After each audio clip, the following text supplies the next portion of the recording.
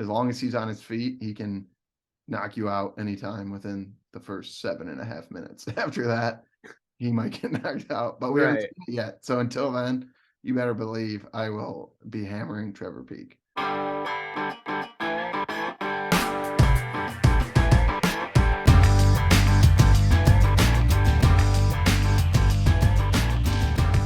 Hello and welcome. We are back. Cage Cash Podcast, episode 10. We are here to break down UFC Vegas 75, go through all the results and all of our thoughts, and we'll be touching on UFC on ABC 5 coming up this weekend. Ryan, how are we doing? Good, John. Yeah, man. Excited to be doing this earlier in the week this time. Hoping to get out 2 episodes this week. One with a quick little breakdown of what we saw this past week with Vettori and Cannonier. And Cannonier really proving a lot of people wrong and getting it done. So excited to kind of go through that one quickly. And then we'll take a look at some of the upcoming fights for this weekend and see where we might be looking already or where we might be waiting to get some more information before placing any wagers. So let's get into it, John. Yeah, we can start off here and you can scroll along. Let's first just go through each and every fight pretty quick. The first prelim, we had Modestas Bukauskas versus Zach Paga. That was a unanimous decision with Bukauskas coming out on top.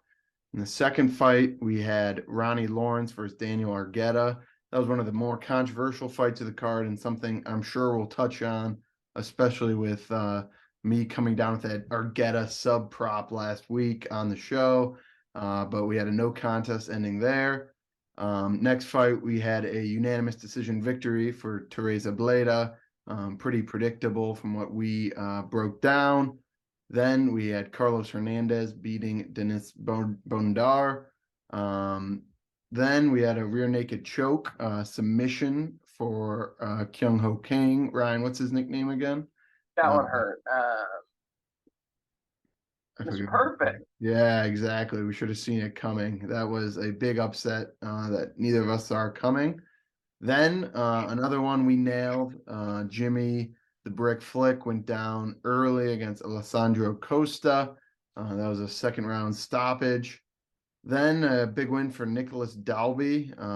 Took it down Muslim Salikov, unanimous decision.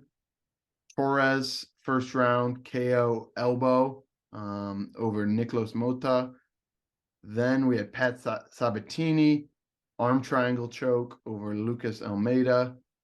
Unanimous decision, upset here. Christian Leroy Duncan went down to Arman Petrosyan.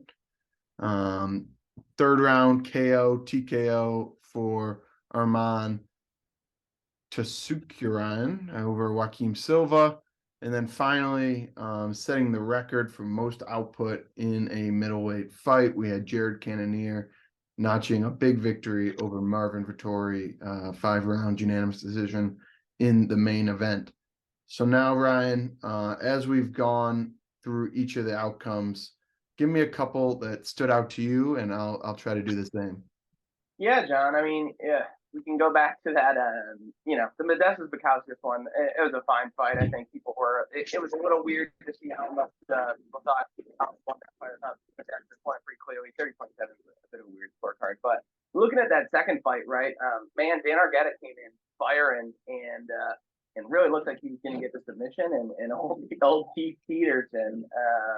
I don't know if he had too many beers before or what, but he grabbed his arm and then it hit the other guy's back and then he literally tapped. Not really. Yeah. So, I get the no contest ending there, but man, that was a tough one, especially for you, John, with that sub look. Exactly. And I mean, for that one, I guess why you can't, but you'd like to see once they've determined that it wasn't a tap and that Ronnie Lawrence was still in the fight, it's still the first round. I don't see why you can't go back in, especially after replay.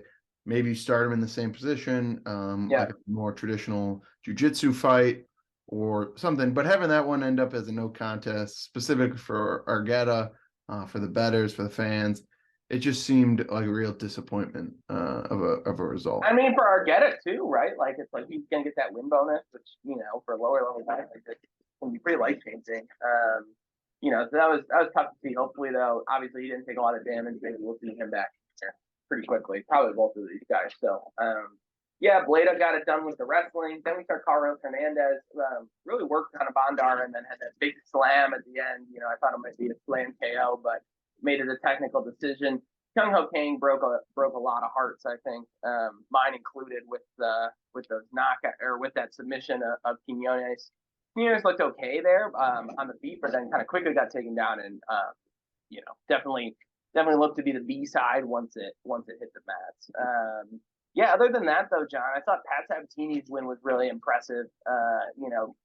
We've seen him always kind of near that top level, but there's always a bit of question about whether he's really ready to take that next step, right? And I think we were kind of proven that he has the ability to get it where he needs to against a dangerous striker, right? And was able to get the finish. Yeah, but other than that, and then I really liked, I bet on Christian Leroy Duncan as well. I thought this was a good fight between Armen Petrosian and him, but I think, Duncan just didn't seem to have a lot of cage IQ in there, right? And it's like if he had maybe done that a little bit differently and been a bit smarter in the second and third round, it could have gone the other way. So let's keep that one in mind, as we move forward and whether we want to bet on Duncan. But interesting to see the undefeated fighter go down there. But yeah, with Duncan and Quinones going down, kind of my two biggest plays on the card. It made it quickly for a tough night. Thankfully, Costa bailed me out. He should have been a minus 1,000 favorite. Like, I don't know what he was USC. That was just he was getting beat up for like 7.5 minutes, and then finally taken one too many. But yeah, John, I went through a lot of them, but any I didn't mention that you liked. What'd you think of that? What'd you think of that main event? Yeah, it kind of going off what we talked about. I think going in, it was a pretty big fight for both their careers. They were both kind of at a turning point there of whether they're making that another run to the top. I think for Vettori supporters, it was kind of the worst case outcome for what you'd want to see. You saw him come up against Delidze. He got the win, but didn't quite look like the same guy as he has in past fights. And from what I saw, this continued this week. I mean, Cannonier is a great fighter and a very experienced, very accomplished fighter. And it seemed like the output was just too hard to beat for Vettori. Vettori doesn't have that same explosion that he once had as a younger fighter. And it's surprising because he's still, obviously against Cannonier, he's almost, I believe, a decade younger, but he should still be kind of going into the prime of his career. And I think that shows in such a loaded division. He's fought so many top guys, fight in, fight out, that he might just have lost a step. And at that top level, I'm not sure if losing a step's a possible thing to continue on the top. So I mean, it's kind of crazy that Chin held up. We were right on some of those decisions. Man, it's like, I know. What were you thinking? Yeah, no, it was crazy. I thought Cannonier might put him away there towards the end, but man, just the volume on both sides was pretty impressive. But I mean, Cannonier 250 strikes or something, just pretty unheard of. I think he scored like 160 on DraftKings. So if you had him on your lineups, you were happy. But yeah, just looking back here at some of Vettori's recent fights, and it's like, yes, he definitely has been fighting that highest level of competition. But we were saying last time, it's like with where he's been already, and having fought Adesanya, lost, right? Having fought Whitaker, lost.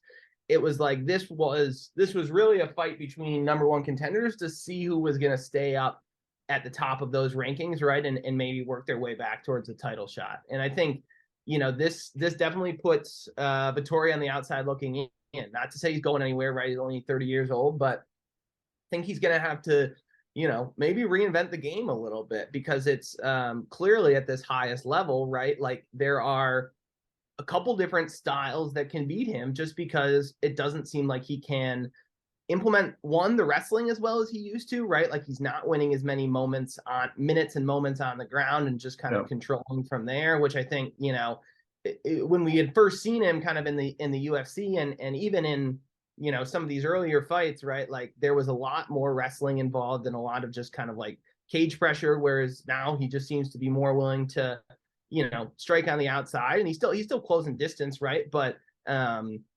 it just wasn't the most impressive version of Vettori that we've seen, right? So I don't know if he's training these new skills, right, and he like wants to use them or what have you. But you know, I think this will probably cause him to take a long hard look in the mirror, right? Because I mean, this, you know, it very easily could have been 3 losses in a row, right? If that Delize one hadn't gone his way, and then you look back at it, right, and it's 4 of your last 5 he would have dropped. So you know, I think this was a maybe a bit of a wake up call for Vettori, and I'll be interested to see kind of what he does coming back. And then man, Cannonier, you know, he's kind of reinvented his game a little bit too with all the volume he's throwing, and seems like he's still got plenty of gas left in the tank at 38. So he shut me up on that one for sure. Yeah, and before I guess we move on, I guess it's probably good to look at kind of where the middleweight division stands as a whole. Right now, it looks like obviously Cannonier, we talked about it. He seems to be either in that next up #1 contender or the fight for #1 contender spot. You have him. You have Whitaker, who's going up against Dricus early next month. You have that would probably be those 3. You'd have to say are probably that top tier contenders at the moment. Obviously, Whitaker's been there, done that. I think if you ask the UFC, there's probably a little less appetite to see that again. He's gone up against Adesanya. There's been some separation there, and we kind of know how Adesanya is going to do that fight. He's going to kind of keep his distance, land shots. Then you kind of have that next tier, which I think is probably you have Strickland. You have maybe Vettori. Vettori might even be at the bottom of this tier at this point. You still have Costa chilling out on Twitter most of the time, it seems like, but a very good contender. Obviously, Pereira is moving up to light heavyweight. So where do you see this going? I would say out of those 2 tiers, right, that I gave you, do you have kind of some favorites to move up or move back up? Yeah, man, I don't know. It's tough for me. The middleweight division's a weird one because I do think that the 2 at the top are still far and away better than everybody else, right? Like I struggle to see many people beating Whitaker, and even more so, you know, beating Adesanya. I think Strickland will probably just hang around there because you know, against a middling level top 10 guy, right? Like he has proven that he can do it, and I don't think he's going anywhere in terms of, you know, kind of his style of fighting and anything like that. Delize could get back on the right track, but you know, argue he could be kind of a flash in the pan to begin with, right? But yeah, man, I if Dricus could beat Whitaker, which, you know, to flash forward to July 8th, I don't really see that happening, right? And he's a big underdog there, but that would definitely get him up in contention, and I think immediately get him that title shot against Adesanya, right? So it'll be interesting too. We'll have you know, a couple different fights here that should really shape things out. You know, we've got Strickland headlining the next event against Abus Magomedov. So Abus is coming in for his first fight in the UFC too. You know, so he might be able to jump the line a little bit with a dominant performance over Strickland, right? I think he'd still need a couple more fights before he was working his way up to a title shot. But yeah, it'll be an interesting kind of next month or two, you know, as you see here, 4 of the top 8, you know, scheduled for fights here in the next couple of weeks. So it'll be interesting to see where this division lands, because it's just been for a long time kind of those same names towards the top, right? And we've yet to see that prospect be able to break through and really get it done, you know. And you look further down the list and it's like, I don't love any of these names as potential options either, right? The only 2 who I might point out, Brendan Allen, who's fighting on the card this weekend, you know, which we'll touch on briefly, and then Kai Bahayo as well, you know, has been really, really strong in the UFC, and I think is going to get that next level up. Fluffy Hernandez as well has looked really good. You know, I think he's got a really unique game plan and style for that middleweight division. So I could see him going far as well. But yeah, really any of these guys would kind of be my next man up, and you know, have a little bit more runway in terms of, right, what they might be able to do just in terms of their UFC careers. So yeah, that's kind of how I'm seeing it. Yeah, I think you nailed a lot of it. I think one sleeper in that kind of 10 to 20 range, Gastelum looked really good in his last fight against Chris Curtis. Seems like he might kind of changed up some stuff from his initial breakthrough, and he was able to land all fight on Curtis, who just had a bit of a tough run here. Chris, you can't stop headbutting people either. Yeah, exactly. But I mean, to me, it seems like you're gonna get the winner of Dricus, Whitaker, get another shot at Adesanya. The loser of that fight, depending on how it shapes up, maybe is the fight for Cannonier, to kind of be that fight in waiting. Obviously, if Dricus gets crushed there, it might be someone else, but I could see that maybe Have being. Cannonier and Whitaker fought? I don't believe so, unless it was They early did. 2020. It 2020. was a unanimous decision for Whitaker, but that might be Well, and since then, though, you look at 4-1, only lost to Adesanya. exactly right. I think that might still be the fight to make if Whitaker gets the job done against Duplessis, right? Because I think Cannonier is probably at this point deserving of that number one contender fight, right? And I think if Dricus gets the job done, because again, right, if Whitaker beats Dricus, like, is he gonna go fight Adesanya again? Like right away. I don't know that seems like a weird fight for the UFC to make again, too. And it's a timing thing for Cannonier, right? He's 39. I'm not sure how much you can factor it in, but he is now you can kind of keep him in the wings for too many more fight camps before eventually he's going to hang it up. So I thought we just wanted to go through that division quickly. Obviously, like you said, a lot of the same names, but with Adesanya up top, kind of holding court for so long, and Pereira moving on, it will be pretty interesting to see how the rest of that shapes up. But with that said, we're going to move on from last weekend's fight, and we're going to go quickly through UFC on ABC5, Emmett versus Topuria. A lot of great fights on here. We see Jalgas again. I'm putting it at -200 that he does not fight. Every time I've seen him, you look early in the week, you get your betting preview ready, you get your tape study done, and he does not fight. Another one, obviously, for longtime listeners of the show, we have Trevor Peak, the Hammer Fist, the King. Our guy, he was like episode 2 or something, I think, John. So he had me watching YouTube of the Alabama circuit, which is not exactly loaded with prospects, but he is as fun as it gets for a casual UFC better fighter fan. He did exactly what we expected in his last fight. He went out there and swung until he was right. I think we've got the here. Let me pull up the video here for the fans here, John. If anybody doesn't remember Trevor Peak's performance here. And I think he's 1 or 2 away from these videos catching on and being a real big star. But just look at that pose. So we'll run through. His weight is 90% forward.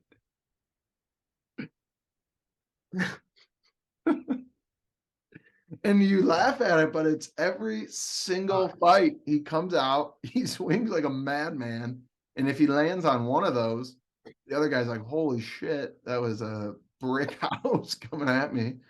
And I mean, eventually this fighting style, based on anything you've watched ever in UFC, he's gonna face a guy who can dodge long enough. But until this streak runs out, it's hard not to bet on Trevor Peak. But Ryan, you said you might have some early leans last week. You got some good line movement. So now that we're recording so early in the week, what are you seeing? What are your fights that stand out? Yeah, man. I mean, we've got some good fights here on the card. Obviously headlined by Eminent Topuria, which is going to be a really awesome one, I think. That line's, -300 for Topuria, which I played that to win 1 unit, and I'm a little concerned. I'm regretting it a little bit because we're seeing that line kind of hover right around where it was. I thought it would get a little wider. But I think I just trust the Topuria being up next and Emmett being just a step over the hill, right? And I think this is a bit of a setup fight for Topuria to really elevate to that next level and become kind of that household name, right? But we go further down the card, and there's some really good fights. One that just got added here, Cody Brundage is stepping in on late notice against Cedric Dumas. Man, Dumas looked so bad in his first fight. And so as soon as this line came out, I jumped on Brundage. I think it's already moved pretty significantly, actually. Wow, down to minus 200. I got a minus 120 actually yesterday. So people are seeing what I'm seeing there, and that Dumas really, I don't like his defensive grappling. I didn't love his striking either, but I definitely don't like his defensive grappling, right? And I think that I can trust Brundage to go in there and do just that, and have a smart game plan and get the job done. So really like that bet and got some good movement there. Awesome fight that's going to be second on the card is Tatsuro Taira, right? The 13-0 prospect who's already 3-0 in the UFC, taking on Clayton Rodriguez.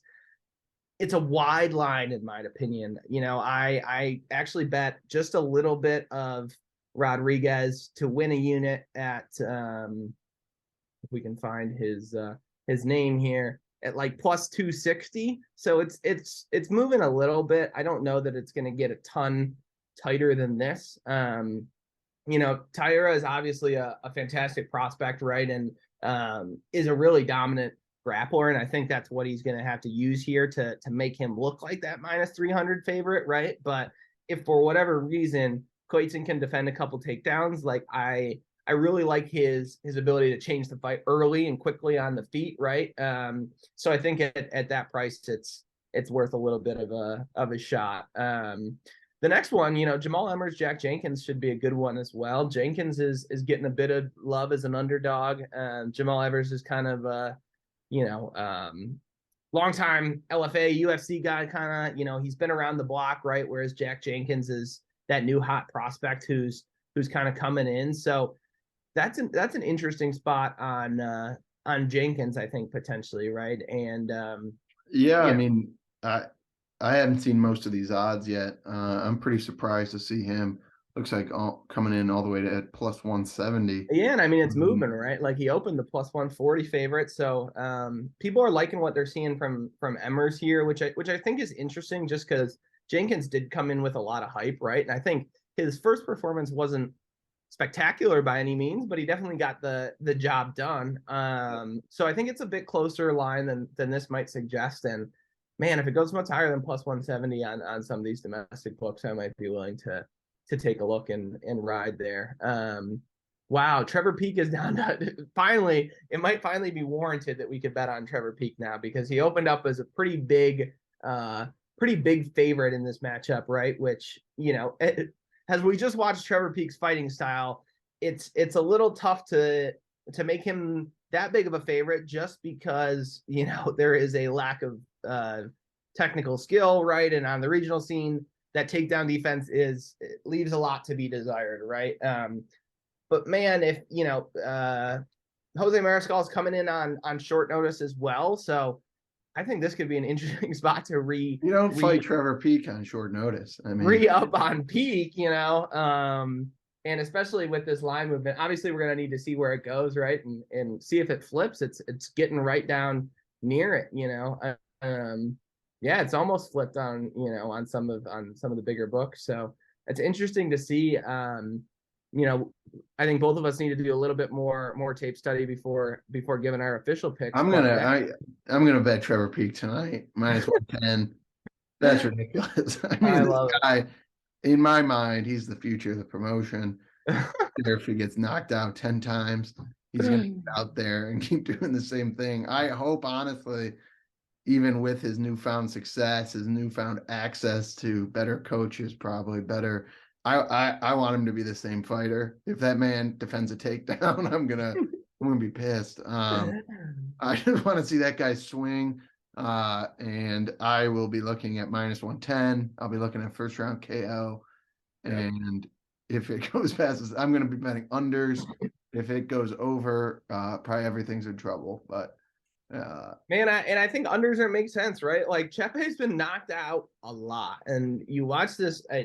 Don't watch it if you are squeamish, but this fight he had against Joe Anderson Brito, this is the most disgusting knockout I think I've ever seen in my entire life. He was trying to fight his coaches for like 6 minutes after the fight. Like it was not good. Now And he's lost by finish after the that. UFC debut as well. And it's his UFC debut. It is. So he fought a high level of competition on the regional scene. Like you got to give credit where it's due. And I think what people are seeing is he does have a bit more of a wrestling judo base, right? And I think people doubt that Pete can defend the takedown, but I don't know if it ever gets there before he just hits him with a high hammer fist and takes him out. So yeah, I gotta watch more, but I mean, coming off 3 wins, yes, but none of those records. And this is someone who's never watched him fight and never watched LFA or seen these exact fights, but don't look like no, I mean definitely really, the more recent ones, the higher level of competition, right, was actually kind of earlier in his career where he beat somebody like a Pat Sabatini, right? Yeah. So like that's kind of the interesting thing. And like against Bryce Mitchell.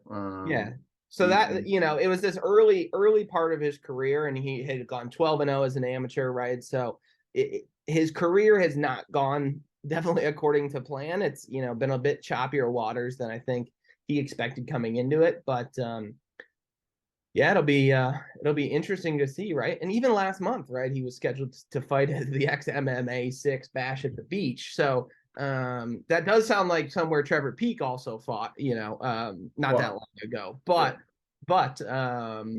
it's a good call that at least Peek has had a little bit of that experience, because I think if Chapek comes in with any octagon jitters, like he's gonna be asleep within 11 seconds. Well, I think people see those clips of Peek and you're like, how like that must have been a terrible fight. Like how'd he win? Blah blah blah. But if you watch all 8 of his victories, it's that every time, and it's been against better competition, worse competition, Alabama backyards, and at the Apex. But it always kind of looks like that, and the hammer fists, the long looping punches, they don't look great, but they've been effective at every level. And I mean, I believe it's 8 KOs, at least half of those in the first round. I think for a lot of these guys, like look at that. What a ridiculous stat line. I mean, get that, yeah. Just insane here. Yeah, all in the first round except for 2. Yeah, none beyond round 2. And I mean, that's the under again. So if you can find a good under number as well, I'd jump on it. But I just think he might have a power that's not seen a lot by fighters, and it's reckless, but as long as he's on his feet, he can knock you out anytime within the first 7.5 minutes. After that, he might get knocked out, but we haven't seen it yet. So until then, you better believe I will be hammering Trevor Peek. I like it. Well, we keep moving to Zhalgas is finally got a fight, and as John said, we'll see if it happens. But it's taking on Joshua Van, who is a prospect coming in out of Myanmar, but training in the States now, and has got a lot of he's a very well hyped up prospect, and he's only 21 years old, right? I think he is 7 months younger than John, to put it in perspective. So this guy's going to be coming into the UFC young and fresh against pretty much the least young and fresh fighter there is in Zhalgas Zhumagulov. But I think it should be a good scrap. And Zhalgas is a pretty big favorite here still, last time I had checked. We'll take a look. Yeah, you're still getting -185 on Zhalgas. And I think that's just a level of competition thing. And, even though we've seen Zhalgas losing a lot, he has fought that highest level of competition and shown an ability to stay in there as well, right? I think the interesting thing is we see Zhalgas as more of a decision fighter. This guy's never been to decision, right? So this could be a sneaky spot. Like, does Zhalgas get a finish? Does this guy find an early finish? I think both of those could be kind of live looks. And I think we're juiced towards the over at the moment. Best fight odds isn't even listing. I don't know what's been going on with best fight odds either. It's just been like the worst website ever. But yeah, this is going to be a fun one. So hopefully this one takes place and Zhalgas can do it. The Neil Magny Phil Rowe fight's interesting. Neil Magny is just like, I think I saw some tweet today and it was like they want, he's the fighter they wanted to cut for 6 years, but he keeps winning 2 out of 3, and it's like it doesn't against varying levels of competition, right? But he is in there against the the best of the best, or he has been, and he's lost a lot of those fights, but he's made them halfway competitive, right? Versus Phil Rowe, who is a tall, lanky guy, has looked okay in the UFC, but got kind of beat by Jason Witt in that first round before finding a finish. I don't like ever losing a round to Jason Witt. That's not really something I want to see. And then he was getting his ass kicked by Nico Price until Nico Price just gassed himself out from punching him in the face too many times. So, this is a spot where we can see where the line is. Okay, it started to move a little bit. I got Magny at -150, and I think that's a really good number. But it's a little short, so I feel like there's something, we're not necessarily seeing. But if you're on the Magny side, I think this is probably the time to jump in. I don't think it's going to get much better than this at this point. So should be a good one. And then, we talked about it. Brendan Allen, Bruno Silva, looking forward to this one. These guys are kind of on that outside level looking in at the middleweight division, right? Allen had that main event last time out just because Krylov and Spann couldn't make the walk, right? But beat Rodolfo Vieira there, choked him out, and has looked really good in the last couple of years and just kind of grown into his game as both a striker and a grappler, right? Bruno Silva is a pretty good fighter coming back the other way, right? We saw him get knocked out by Mearshart, like a year ago, but it almost seemed like a bit of a one-off performance, and he came back out last time and looked good. So that's one I'm really looking forward to as well. And one where I'm probably going to be willing to lay the juice on Brendan Allen. And again, we're seeing that line start to get away. So if Brendan Allen's the side you're liking, I think it could be worth just a little sprinkle. And the thing is, you can always do too, right? If you think you're not sure which way it's going to move, bet half a unit or something, and then check it the next day, right? The only exception is sometimes they'll get hammered and move quickly, but I think that could be an interesting way to do it. And then finally, these last couple of fights, David Onama and Santos is going to be a good fight. Santos is an incredible striker, and I think that one's going to play out largely on the feet. Should be a really fun fight for the main card. Tafa and Austin Lane are just two big boys who are ready to throw. It's pretty. I'd bet Austin Lane right now. I think Tafa, from everything I saw before his last fight against Parker Porter, who's not necessarily the most impressive prospect, I was leaning all the way on Porter, which might tell you not to listen to me here. But I think Tafa, he's had 9 professional fights. I think he came out in Australia at home, had the impressive KO, but I think as a fighter, he's not overly impressive. I think he's slow, and he does have that power. But Lane, looking at him, this will be his UFC debut. He had a fight in the Contender Series. 2, actually. He was the one who lost to Greg Hardy to get Greg Hardy into the mix back. I didn't even see way back in 18. He was there as well. Yeah. Well, so, you hate that, but and got the win last time out, got the finish. But man, he is just a beast. He's 6'6", played in the NFL, like actively played in the NFL. He was like a offensive lineman or something, but like started, not like Zach Paugo was in the NFL, right? Like this guy had, was playing snaps not too long ago. And I just think with Tafa and with any of these kind of more lower level heavyweight fights, to get a big number on an underdog, Lane coming in plus 150. I think a lot of these can be kind of boiled down to toss-ups. Whoever's landing that big first punch before both of them gas out. Obviously, ex-NFL. Haven't watched all his tape yet, but I would assume Lane has a pretty good tank compared to some of the heavyweights. I'm probably going to put maybe a grind set, put a half unit down on him, both to avenge my loss on Tafa at the 284. And then, he was supposed to fight Junior. Now he's fighting Justin. Yeah, I was like, wait, that can't be him. I was like, why is he so skinny, bro? Is that his no, because Junior looked pretty good the last time out. And you know what? So did Justin, right? And I think that's line is probably it is where it is, but But was that just Parker Porter laying an egg, right? And like, getting clipped early and going And then down. wasn't he like, he know was that talking a lot after? Wasn't he saying like, oh, I forget. We yeah, talked about there was that there was a next lot of episode. chatter, right? And I think We this wanted guy a lot more recognition. It's like, dude, you're 5-3. Like, 5-3, just beat Parker Porter. And that one was a weird one too, because it was at home in Australia, right? It just seemed like Porter struggled to get out of the gates, and then it was over before it got started, right? So that didn't say a lot to me in terms of Tafa's game, right? We didn't see if he had made any improvements or anything like that. And yeah, I mean the under is definitely the way to go here. I don't even want to venture to guess what it is at, but let's see if we can find it here.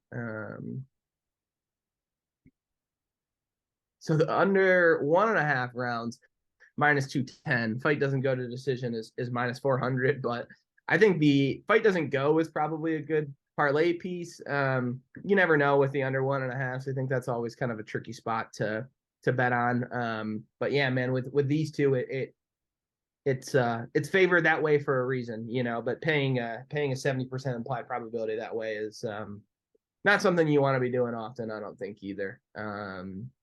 Yeah, but with that said, Co-Main, Rebus, and Barber, this should be a pretty good one. I got to do a little bit more tape study here on Barber. I've seen a good amount of Rebus, and I've seen some Barber as well, but I just want to go back and understand, how she fares in those offensive grappling positions, because I think a lot of this fight might be Barber in control positions, and then, whether or not Rebus can either find a submission or find a sweep, right?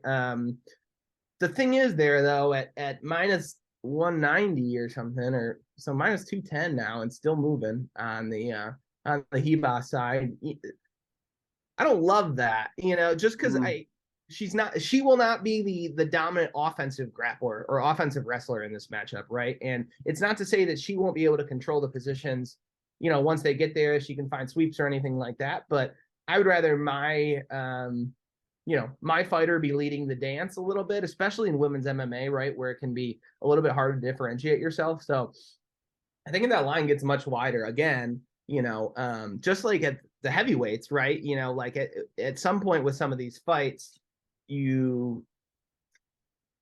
when there's unknown information, right? If anything, the line should get closer together, not further apart, right? And it's like, because if you're missing information on both sides, the more natural outcome is closer to 50-50 than it is, one way or another. So I think in these spots where, if you don't really feel confident that on that fighter and that line's moving, like don't necessarily feel like you need to get involved. And, this might be even a place you start to look the other way.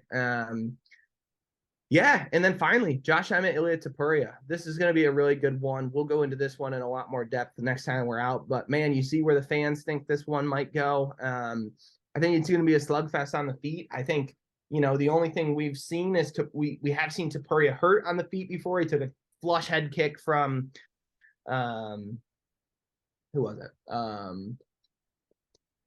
Sorry, who are you talking about? I missed it. The spider guy, Topuria, but he took a head kick from, what's his name? I'll find it here. From Jai Herbert, a big head kick from Jai Herbert at the end of the first round there. Wobbled a little bit, but then quickly came out in the second round and got the job done, right? So we've seen his chin tested before. He's been able to fight through it. The difference here is, Josh Emmett has unquestioned power at any weight class. I think his one punch power, pound for pound, is right up there with the top and right up there with anybody, right? So I haven't seen enough Trevor Peek against guys I'm convinced have any semblance all right. I'm just making sure. A chin. But I like, we could do maybe after the fight they'll indulge us and do a punching contest or something. But yeah, my main reason for I didn't like Emmett. Emmett didn't look great to me in his last fight out either against our boy Yair Rodriguez, right? He's gonna get that title shot, and it's like, Yair is beast as well, but there were a lot of rumors about Emmett having injuries going into that fight, right? And like whether he was still okay to be in there, blah, blah, blah. And like, I don't think we saw that necessarily, but the fact that that was already coming up, last time, What was it? Was it his shoulder? Or knee? shoulder, knee, like he's a pretty old 38, like he has had some major surgeries in his career that have kept him out of the action for a while, right?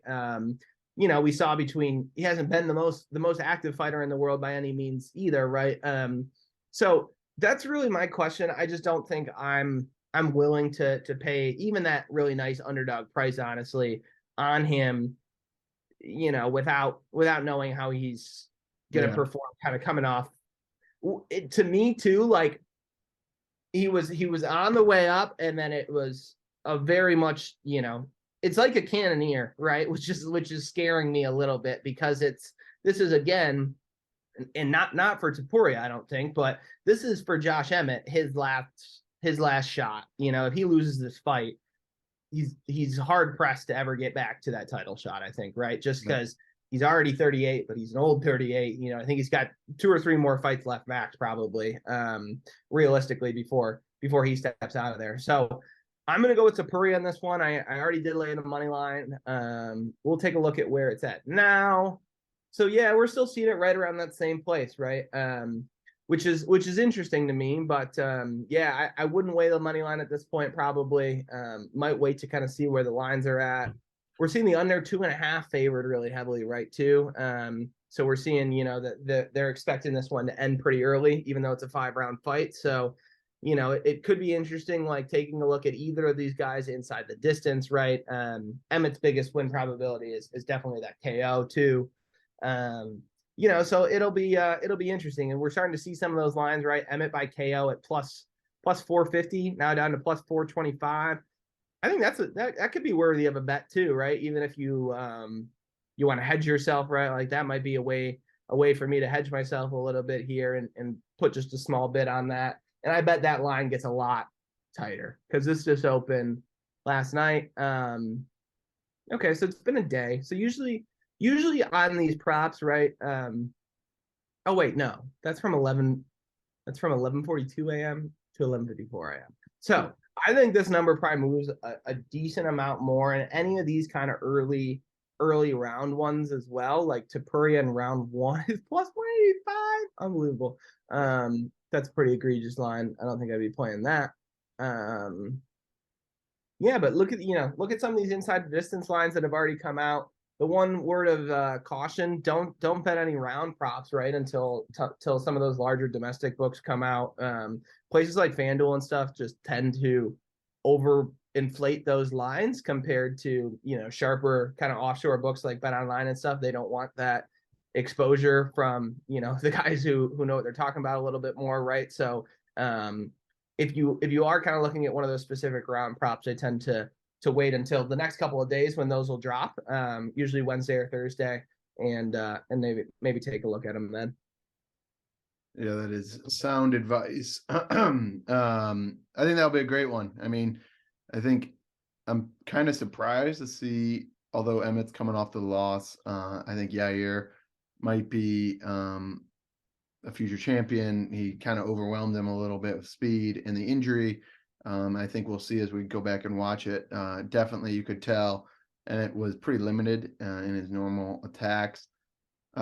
Early, I'm kind of looking at Emmett maybe there to be able to pull it off. He's got way more experience. Topuria, his best fight looked like Bryce Mitchell, or his best win on there, which yes is impressive, but hasn't quite been That's around a the sick block. logo. I've never seen that before. Esto no as Disneyland Climate Club. That's sick. This is definitely trademark infringement. These guys are gonna. Okay, well, doesn't matter.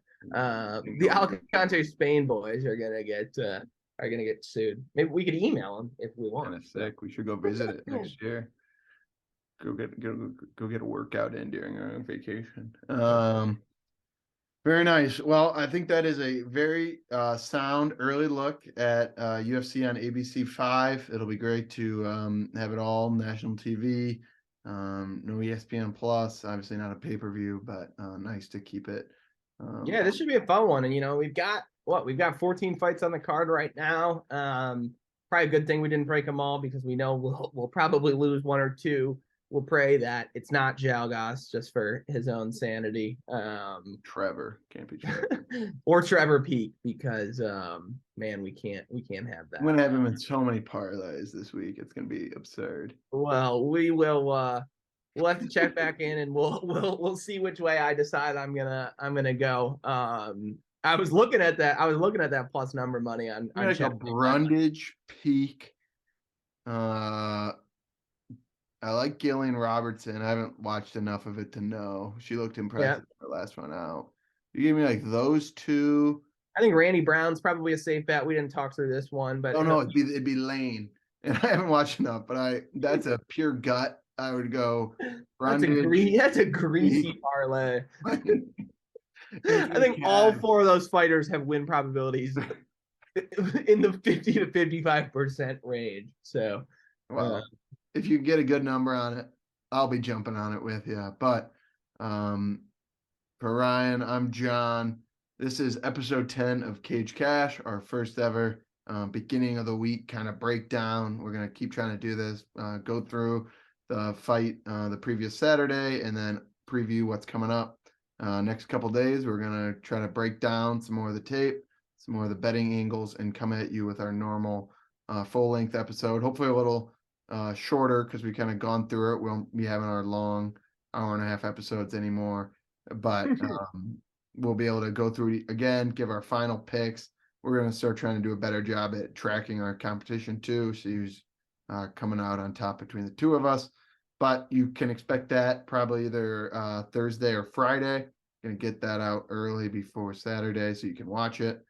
And we will see you then. Thank you all for watching. Please give us a like, give us a subscribe, give us a share. I think it's worth noting before we go quick, Ryan was calling me out. He said his solo episode had some of the highest views on the channel's history. First of all, objectively false. The numbers, I mean, it's a pretty the numbers. Hey, I had a great 24-hour view rate. So when you're going through YouTube views that are all below 100, it's pretty simple to say one did better than the other one. And I believe Ryan's is at best middle of the pack. He had a successful night though, so I wish more of our fans checked it out. But we were happy to see a higher amount of viewers with the both of us coming back on last week. But anyways, once again, thank you everyone. Give us our first comment down in the comments. Tell us, are you riding with the Trevor Peak bandwagon this week? Will you be following John to hell on the Trevor Peak train? No, I'm just saying you have a chance. You only have so many chances in UFC fandom to be there at the beginning. That's right. I was lucky to have that experience last time when he did exactly what you thought he might do. And I'm thinking a few more of those KOs. He's going to be on the nation's mouth. He's going to be on Kimmel. He's going to be a star. The next Conor McGregor. Okay. Well, he can't really.